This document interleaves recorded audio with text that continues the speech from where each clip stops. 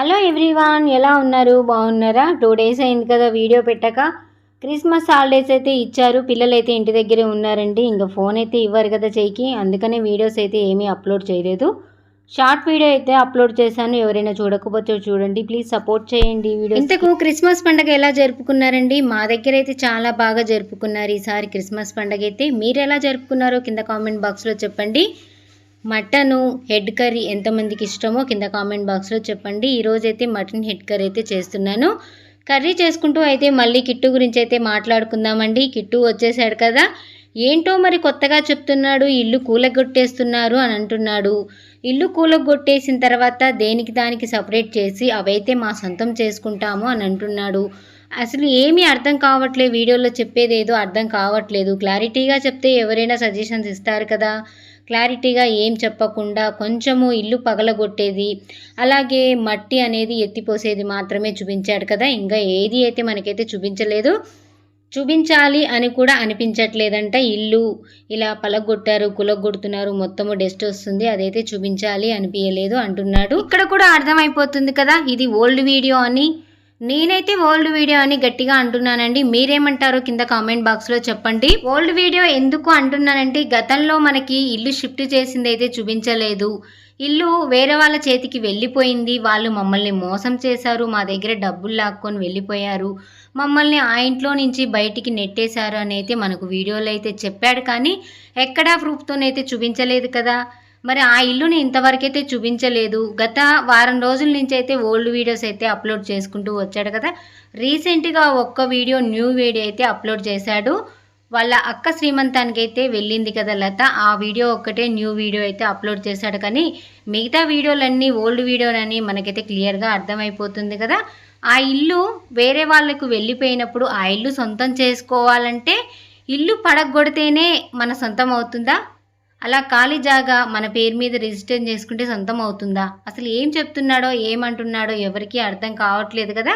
క్లారిటీగా అయితే చెప్పట్లేడని నేనైతే అంటున్నాను. మీరేమంటారో కింద కామెంట్ బాక్స్లో చెప్పండి. అనేది ఏముంది, నేను చెప్పేది ఏముందండి.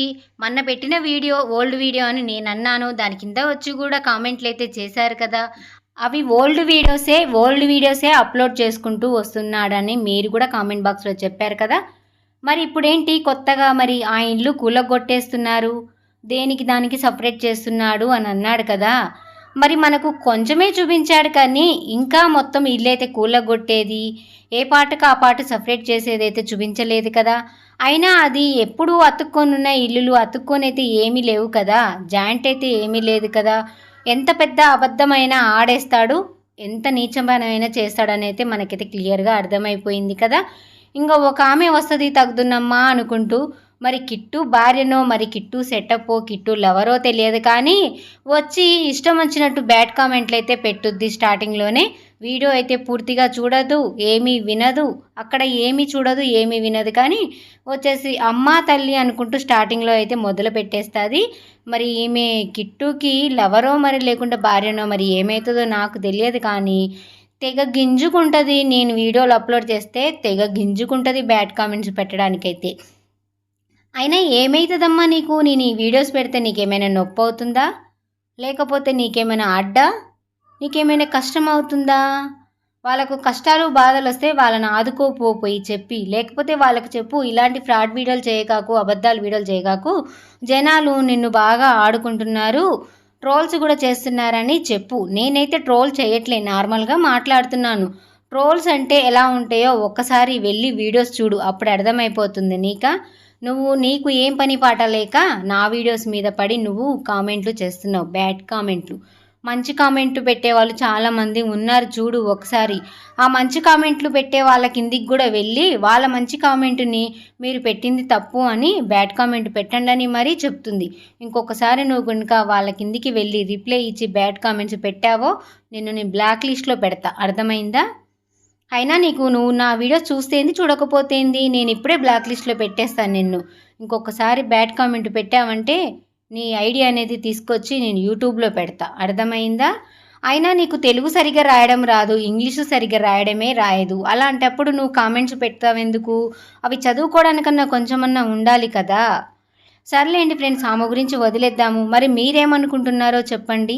అక్కడ బాధగా ఉన్నది అని అన్నాడు కదా ఇల్లు కూలగొట్టేటప్పుడు. మరి ఆమె ఏంటి అంత సంతోషంగా నవ్వుతూనే ఉంది. మళ్ళీ ఇద్దరు కూడా నవ్వుతూనే ఉన్నారు. ఏం చెప్పుకోవాలో ఏం చేయాలో అర్థం కావట్లేదు అని అంటున్నాడు కదా.